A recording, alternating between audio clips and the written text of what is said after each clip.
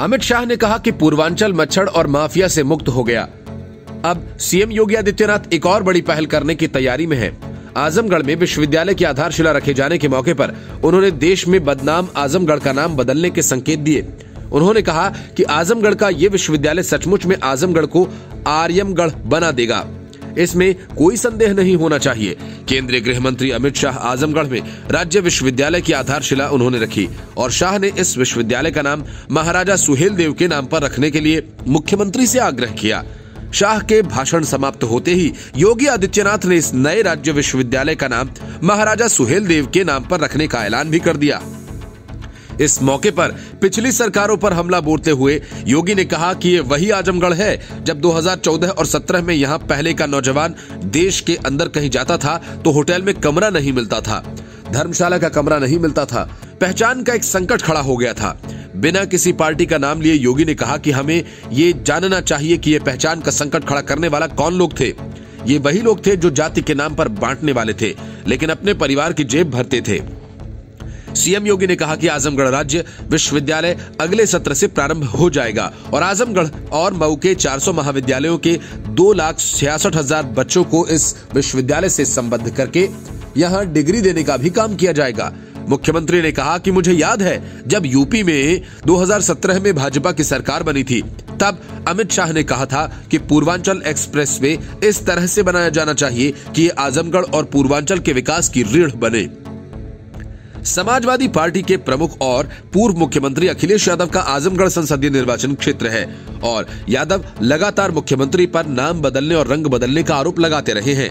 Bharatiya Janata party की सरकार ने फैजाबाद जिला और मंडल का नाम बदलकर अयोध्या और इलाहाबाद जिले और मंडल का नाम बदलकर प्रयागराज कर दिया। इसके अलावा मुगलसराय रेलवे स्टेशन और फैजाबाद स्टेशन समेत कई अन्य के नाम भाजपा सरकार में बदल दिए गए। Bureau report, news of India. Punjab में हर पार्टी अपनी अपनी चुनावी बिसात बिछा रही है। इस बीच सोनू सूद ने बड़ी हलचल पैदा कर दी है। पहले सीएम चन्नी के साथ सीक्रेट मीटिंग और फिर कांग्रेस में शामिल होने के कयासों के बीच सोनू सूद अपने पत्ते खोलने लगे हैं। फिल्मी दुनिया के खलनायक सोनू सूद कोरोना काल में लोगों की मदद करके नायक बने थे। अब मौका उस मदद की चुनावी कीमत वसूलने का है। हालांकि सोनू सूद फिलहाल चुनाव नहीं लड़ेंगे, लेकिन उनके बदले उनकी बहन मालविका सच्चर चुनावी मैदान में उतरेंगी। लेकिन पार्टी कौन होगी और सीट कौन, इस बात का खुलासा नहीं किया गया है। मालविका के चुनाव लड़ने के फैसले के साथ ही अब कयासों का दौर शुरू हो गया है। कुछ दिन पहले मालविका के पंजाब के पूर्व मुख्यमंत्री अमरिंदर सिंह के साथ भी एक तस्वीर वायरल हुई थी। इस तस्वीर में मालविका के साथ उनके अभिनेता भाई सोनू सूद भी थे। हाल ही में कैप्टन अमरिंदर सिंह ने कांग्रेस से इस्तीफा देकर अपनी नई पार्टी पंजाब लोक कांग्रेस का ऐलान किया था। मालविका ने कोरोना लॉकडाउन के दौरान भाई सोनू सूद के साथ मिलकर जनसेवा का काम किया था। इसी साल जून में उन्होंने राजनीति में आने के संकेत दिए थे। मालविका ने कहा था कि मुझे सियासत में आने से कोई परहेज नहीं है, लेकिन अभी मुझे जनसेवा का विस्तार करना है। वह अभी भी सोनू सूद के साथ पीड़ितों की मदद करने में जुटी हुई हैं। सोनू सूद की हाल ही में सीएम चन्नी के साथ मुलाकात हुई है और खबर है कि नवजोत सिंह सिद्धू उनसे मिलने जा सकते हैं। इसके पहले सोनू सूद केजरीवाल से भी मिलने थे। मतलब ये कि सोनू सूद के पत्ते खुले हुए हैं। केजरीवाल और कैप्टन के साथ कांग्रेस भी उनके इंतजार में है। अब यह सोनू सूद ही बताएंगे कि किस पार्टी के साथ उनका सौदा पक्का हुआ और किसके साथ नहीं। Bureau report, news of India. चुनावी भविष्यवाणियां आम आदमी पार्टी को पंजाब में सत्ता के करीब बता रही हैं, लेकिन हकीकत यह है कि अरविंद केजरीवाल की पार्टी पंजाब में बड़ी टूट की तरफ बढ़ रही है। ताबड़तोड़ विधायकों के इस्तीफे से आम आदमी पार्टी अब विपक्ष के नेता का पद भी बचाने की स्थिति में नहीं है, क्योंकि 20 में से अब तक 7 विधायक पार्टी छोड़ चुके हैं। मतलब विधानसभा में आम आदमी पार्टी के विधायकों की संख्या महज 13 ही बची है, जबकि अकाली दल के पास 15 विधायकों की संख्या है। भगवंत मान को केजरीवाल ने दिल्ली के इतने चक्कर कटवाए कि महीनों से अपने घर में बैठे हैं। मतलब ये कि पार्टी के पास ऐसा कोई नेता नहीं बचा जो उसे संभाल सके। दिल्ली से बैठकर पंजाब की सियासत कर रहे केजरीवाल के लिए हालात बिल्कुल बदले हुए हैं। हाल ही में आम आदमी पार्टी से इस्तीफा देकर कांग्रेस में शामिल होने वाली विधायक रुपिंदर कौर रूबी का कहना है कि अगर केजरीवाल ने किसी नए नेता के हाथों में पार्टी की कमान दी तो कुछ और विधायक पार्टी छोड़ देंगे।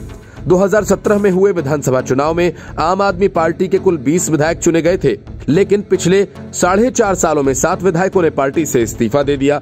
इनमें सुखपाल सिंह खैरा, नाजर सिंह मानशाहिया, कंवर संधू, HS फुल्का, पीरमल सिंह खालसा, रुपिंदर कौर रूबी और जगदेव सिंह कमालू के नाम शामिल हैं। पंजाब की आम आदमी पार्टी में अभी और बड़ी टूट के आसार बने हुए हैं।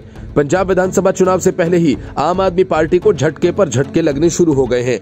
आपके विधायकों के लगातार टूटने से मुख्यमंत्री चरणजीत सिंह चन्नी ने चुटकी ली। चन्नी ने आम आदमी पार्टी पर जमकर निशाना साधा।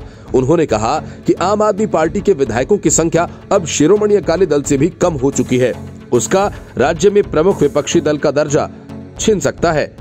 2017 के विधानसभा चुनाव में आपके 20 और शिरोमणि अकाली दल के 15 विधायक जीते थे। आम आदमी पार्टी की विधायक रुपिंदर कौर रूबी को कांग्रेस की सदस्यता दिलाने के बाद मुख्यमंत्री चन्नी ने ये बात कही। उन्होंने कहा कि आम आदमी पार्टी राजनीतिक करिश्मा नहीं, सिर्फ ड्रामेबाजी है और इस बात का पता सभी को है, इसलिए अब लोग कांग्रेस के पास आ रहे हैं। इधर संगरूर से सांसद भगवंत मान भी केजरीवाल से नाखुश हैं।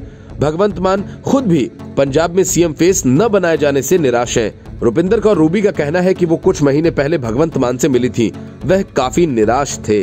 वहां पर उनके परिवार के लोग भी मौजूद थे। वहीं उन्होंने कहा था कि अगर भगवंत मान सीएम चेहरा न हुए तो वो पार्टी से इस्तीफा दे देंगी। नवजोत सिद्धू जब भी नाराज होते हैं तो उनकी आम आदमी पार्टी में जाने की चर्चाएं जोर पकड़ने लगती हैं। रूबी ने इस बात का भी खुलासा किया कि मान की जगह पार्टी ने किसी और को सीएम फेस बनाया, उनकी जगह पर अगर कोई दूसरा नेता आया तो 3 से 4 और विधायक पार्टी छोड़ सकते हैं। आम आदमी पार्टी के कुछ बड़े नेता और विधायक मुख्यमंत्री चरणजीत सिंह चन्नी और नवजोत सिंह सिद्धू के संपर्क में हैं। Bureau report, news of India. Aryan Khan drug मामले की जांच में पहले दिन से ही करीब ये साफ था कि पूरे मामले में 2 तरह की कहानियां गढ़ी और फैलाई जा रही हैं। एक तरफ सुनील पाटिल और किरण गोसावी का वसूली गैंग था तो दूसरी तरफ समीर वानखेड़े को निशाने पर लेने और वसूली मामले में लपेटने की कोशिश। इस खेल में सियासत की एंट्री हुई, हंगामा हुआ, तरह तरह की कहानियां बनी। लेकिन अब लगभग ये साफ हो गया है कि आर्यन खान के सहारे शाहरुख खान से करोड़ों ऐंठने की साजिश सुनील और किरण गोसावी ने रची थी। इसके लिए उन्होंने एनसीबी को मोहरा बनाने की कोशिश की। पूरे मामले की जांच एक तरफ मुंबई पुलिस की एसआईटी और दूसरी तरफ एनसीबी की विजिलेंस टीम कर रही है और दोनों करीब एक ही नतीजे पर पहुंचते दिख रहे हैं। जांच के दौरान ये सबूत मिले कि किरण गोसावी और उसकी टीम ने मिलकर एक जबरदस्त 2 चक्र वाला चक्रव्यूह तैयार किया था, जिस चक्रव्यूह में आर्यन खान और उसके साथियों को फंसाकर 25 करोड़ रुपए की वसूली करनी थी। साजिश के तहत सुनील पाटिल, किरण गोसावी और मनीष भानुशाली ने प्लान बनाया था कि क्रूज पर रेव पार्टी होने की जानकारी एनसीबी को देकर और वहां पर रेड मारकर आर्यन और उसके दोस्तों को हिरासत में लिया जाए और खुद को भी एनसीबी का अफसर बताकर शाहरुख खान से 25 करोड़ रुपए वसूल लिए जाएं। प्लान ये भी था कि अगर ऐसा नहीं होता है तो एनसीबी से बचाने के नाम पर करोड़ों रुपए की वसूली की जाएगी। इससे पहले कि गैंग अपने मंसूबों में कामयाब हो पाता, एनसीबी के अफसरों ने पहली खेप में आर्यन खान समेत 8 लोगों की गिरफ्तारी दिखा दी। यही वजह थी कि किरण गोसावी और उसकी कंपनी को 50 लाख की किस्त वापस करनी पड़ी। प्लान के मुताबिक आर्यन खान को रेड के दौरान पकड़े जाने से छुड़ाने के लिए किरण गोसावी ने पूजा ददलानी से 18 करोड़ में डील फाइनल की और 3 तारीख को हाजी अली चौक पर 50 लाख की पहली किस्त ली, जिसमें से 25 लाख रुपए हवाला के जरिए सुनील पाटिल को भेजे गए। लेकिन किरण की आर्यन के साथ ली गई एक सेल्फी की वजह से प्लान फेल हो गया और सुनील पाटिल ने 25 लाख रुपए वापस कर दिए और बाकी के 25 लाख लेकर किरण गोसावी फरार हो गया। एनसीबी के सूत्रों का कहना है कि इस साजिश का मास्टरमाइंड सुनील पाटिल है, जिसने अहमदाबाद में बैठकर ये चक्रव्यूह रचा था, जिसे अंजाम देने के लिए सुनील पाटिल ने किरण गोसावी और मनीष भानुशाली को चुना था। इन तीनों की तिकड़ी रेड के काफी दिन पहले ही आर्यन के बारे में जानकारी जुटा रही थी। अभी तक जांच के दौरान एनसीबी की विजिलेंस टीम ने 16 से भी ज्यादा लोगों के बयान दर्ज किए, जबकि इस मामले में मनीष भानुशाली और प्रभाकर सैल के बयान दिल्ली की एनसीबी ऑफिस में दर्ज किए जाएंगे। एनसीबी की विजिलेंस टीम पहले ही साफ कर चुकी है कि एनडीपीएस कोर्ट में किरण गोसावी से येरवड़ा जेल में जाकर पूछताछ की जाएगी। Report, news of India.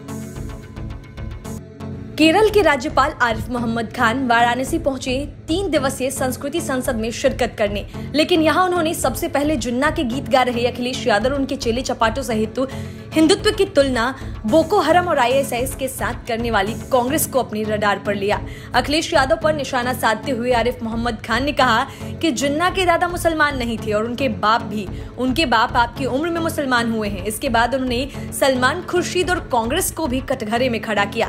Kerala के राज्यपाल आरिफ मोहम्मद खान ने सलमान खुर्शीद की किताब में कही गई बात पर कांग्रेस और सलमान खुर्शीद पर कटाक्ष किया और कहा कि सभी लोग इस बात से नाराज हैं। मैं खुश हूं क्योंकि वे बोको हरम और आईएसआईएस को नहीं मानते थे। उन्होंने कम से कम अब यह तो मान लिया कि वे आतंकवादी हैं। वह इतना आगे बढ़ गए, मैं इतने पर ही संतुष्ट हूँ, वरना वह तो 1986 में आतंकवाद के पक्ष में खुद खड़े हुए थे।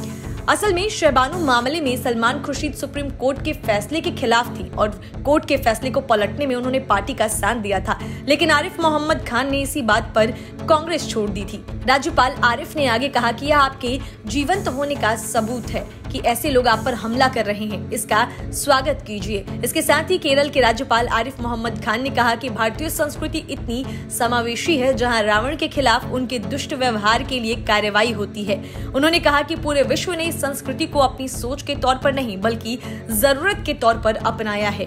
वाराणसी के रुद्राक्ष कन्वेंशन सेंटर में चल रहे संस्कृति संसद में एक प्रश्न के जवाब में केरल के राज्यपाल आरिफ मोहम्मद खान ने कहा कि जिन्ना के दादा मुसलमान नहीं थे, बाप भी पक्की उम्र में मुसलमान हुए हैं, बचपन में नहीं हुए। Bureau report, news of India.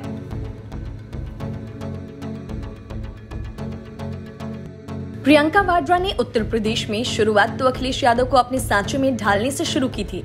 Om Prakash Rajbhar को पटाने की कोशिशें भी अंदर खाने बहुत हुई। जयंत चौधरी के साथ चाट पकौड़े के चटकारे भी लिए गए। भीम आर्मी से लेकर मायावती तक, मतलब कि हर कहीं हाथ पैर मारने के बाद कांग्रेस को यूपी में किसी का सहारा नहीं मिला। कहावत है कि फिसल गए तो हर गंगे। अब प्रियंका वाड्रा का हाल भी कुछ वैसा ही हुआ। इसीलिए आखिर में उन्होंने इस बात का ऐलान कर दिया कि यूपी में कांग्रेस अकेले दम पर चुनाव लड़ेगी। बुलंदशहर में कांग्रेस नेता प्रियंका गांधी ने पदाधिकारी प्रतिज्ञा सम्मेलन में कहा कि कांग्रेस पार्टी यूपी में अकेले चुनाव लड़ेगी। उन्होंने कहा कि हम सारी सीटों पर लड़ेंगे, अपने बल पर लड़ेंगे। उन्होंने कहा हम यहाँ कांग्रेस को मजबूत करने आए हैं क्योंकि कांग्रेस ही इस देश के लिए खड़ी है। इस दौरान उन्होंने उत्तर प्रदेश की सत्ताधारी पार्टी बीजेपी और विपक्ष पार्टियों एसपी और बीएसपी पर भी जमकर हमला बोला। प्रियंका गांधी ने पदाधिकारी सम्मेलन को संबोधित करते हुए कहा कि नेहरू जी ने कहा था कि भारत माता की जय के नारे में किसान, मजदूर, महिला, श्रमिक, सैनिक, एक एक देशवासी की जय है। गांधी, नेहरू, पटेल, अंबेडकर जैसे तमाम स्वतंत्रता सेनानियों को आजादी का मतलब मालूम था। उन्हें आजादी की कीमत पता थी। जिन्होंने आजादी के लिए खून पसीना नहीं बहाया, उन्हें आजादी का मतलब समझ नहीं आता। इसीलिए बीजेपी नेतृत्व आजादी का आदर नहीं करता। प्रियंका गांधी ने कहा कि कांग्रेस केवल विकास नहीं लाई, भाईचारा भी बढ़ाया। एक बार फिर करो या मरो का समय आ गया है। उन्होंने कहा कि आम लोगों का दर्द है कि हमें महंगाई से मारा जा रहा है। इंसान की पहचान नहीं, केवल वोट बैंक की पहचान है। 70 साल लगे पेट्रोल को 70 रुपए तक आने में, लेकिन 7 सालों में पेट्रोल 100 रुपए पर पहुंच गया। Bureau report, news of India.